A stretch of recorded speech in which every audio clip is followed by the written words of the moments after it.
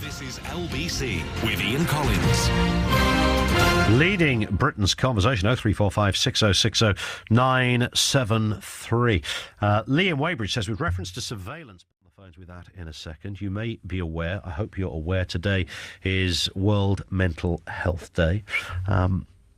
What does that actually mean in the ground? When you think mental health, that's an umbrella title, covers a whole set of areas. Let's speak with Matt Streuli. Matt is a media volunteer for Mind, also a mental health blogger. Matt, good evening to you. Good evening. Thanks for having me. It's a pleasure. Explain, first of all, what you think the wider importance of World Mental Health Day. What do you think its purpose is? I think, if nothing else, it brings mental health to the forefront, hopefully, of people's minds, even if it's just for 30 seconds. It can be all too easy to simply forget about mental health, whether it's the police officer, attending a horrific accident on the local motorway and going home, speaking to his family, and how that affects your mind, not just your body. Maybe it's people returning from war, or maybe it's a bereavement. My mental health was to do with losing my mother as a child, and also the stigma that I faced in the workplace that made it 10 times worse. Why did you face stigma, not as a result of that? I faced stigma because I informed my employer that I was having mental health issues relating to losing my mother when I was 13. She was an alcoholic, and I'd never got treatment at the time because that isn't available really in the UK. Yeah. There aren't high school counsellors like there are in America. And so I was having difficulty at work, particularly in the recession, fewer staff doing more hours to try and build the company back up to where we were. And the company doctor made some recommendations. They didn't happen. Slowly, over a period of time, I got worse and worse to the point where I even tried to take my own life. And when I handed in my sick note, my senior manager turned to me and said, "No one else has a problem."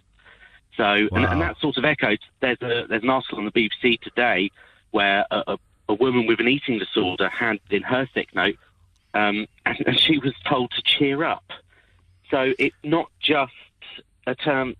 Mental health is affecting a lot of people. It's believed to cost our economy £100 million a year. I'm sure. So today is about supporting each other, getting earlier intervention so people like me don't end up going off on sick. We actually stay in work, which is better for me, better for my employer, better for the NHS. It's better for everyone. Sure. But to do that, we've got to actually start with earlier interventions and even teach things like mindfulness and yoga in schools. It might sound a bit hippie and airy-fairy, but these things can really help. Just to be aware of that, and particularly since we're living in a sort of increasingly pressured world with all sorts of considerations that perhaps the human condition is only just adapting to. Maybe in 100 years' time we'll have sorted all these things out. But of course, there is a lot of pressure. There's an awful lot of, whether it's financial, whether it's in terms of people's careers or whatever predicament it might be. There's a lot of that going on. What I find fascinating, Matt, from what you just told us, I understand your own attempt at taking your own life was only a year ago. Is that right?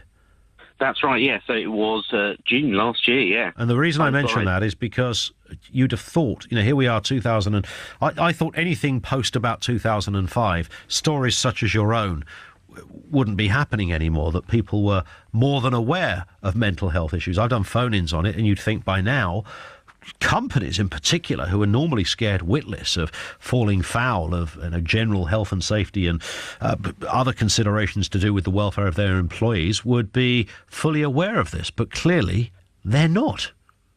I think they are aware. I think the issue is that there's two sides. There's sort of two levels they go for. Some employers are fantastic, and they work with organisations like Mind and Time to Change, and they sign pledges, and they have fantastic support in places. Other organisations see human beings as cannon fodder. You are simply there to help us make a profit for our shareholders, and let's go for it. But they have HR departments, don't they? They have areas where staff can go. So are they not breaching their own workplace regulations by essentially dismissing someone's suggestion or someone's plea that they have some mental health issues, and they'd like the company to be aware of that because it may have an effect on certain things, but they're just making them... Well, you'd think everybody would be au fait with that by now.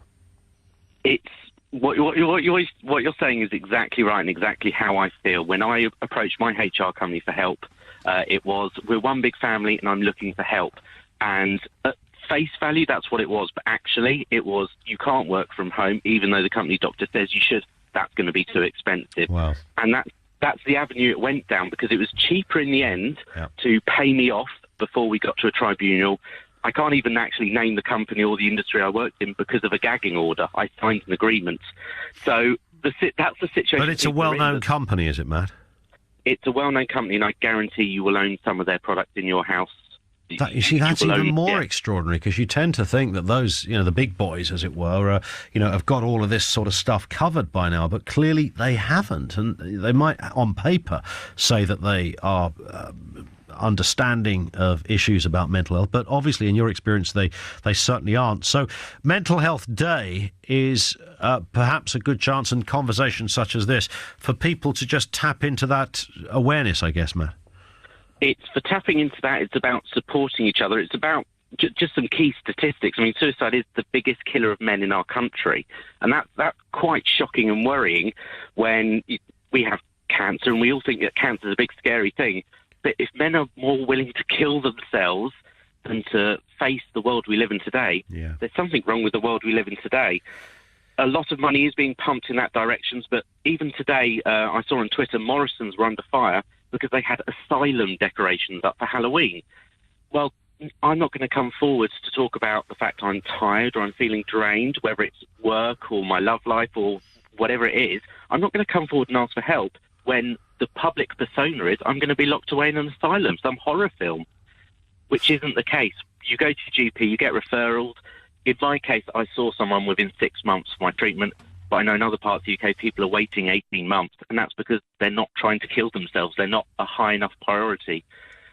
So today is about the early intervention, what we can do to support each other, what employers can do for each other, and it's about getting your employer on side. So to treat mental health as if it was racism, as if it was sexism, it's not just something you can pay people off for anymore. And, of course, some big names, Prince William, Prince Harry, Kate as well, getting involved with this today, which is all good, of course, for the profile of World Mental Health Day. Listen, Matt, just remind people of your blog and where they can find out a little more about the kind of things you talk about. Yep, so I write a blog. It's on Matt Streuli, MattStreuli.uk. I'm on Twitter, Tumblr, all those social media things, Facebook too. I try and write very public how I'm feeling, what I'm doing. I also get my friends and family to write on there as well, because it's not just how it affects me, but also my mental health also affects the mental health of my friends and family. And I think that's important to remember too. Good work, Matt. Great to have you on, and happy to raise even more awareness of that cause as well. Matt Streuli, media volunteer for Mind and mental health blogger. That's Matt Streuli, Matt and Streuli spelled Streuli.